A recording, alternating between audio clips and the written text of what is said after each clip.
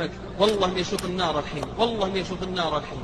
والله من المرات صليت صلاة المغرب في المسجد، بعد صلاة المغرب دخل علي شاب كان عليه آثار الحزن والاكتئاب والضيقة والكتمة، فدخل وجلس قال أنا عندي موضوع بدي أتكلم معك. قلت سلام. قال يا شيخ إن كنا 4 شباب أصدقاء ونسهر دائما في لعب ولهو في أغاني ومجون، عندنا شارع مشهور في الرياض. المهم فجأة بدون سابق إنذار قربت السيارة، طبعا أن الرجل قد توفي. المهم ذهبنا أن الثلاثة ذهبنا له، وجدناه يقول يعني كان في سكرات الموت الأخيرة.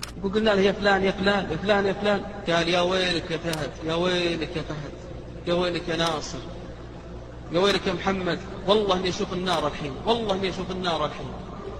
توبوا وارجعوا لربكم، أنا ضاعت علي، أنا ضاعت علي، أنا ضاعت علي. يقول الله سبحانه وتعالى فأنذرتكم نارا تلظى لا يصلاها إلا الأشقى، فأنذرتكم نارا تلظى لا يصلاها إلا الأشقى، لا يصلاها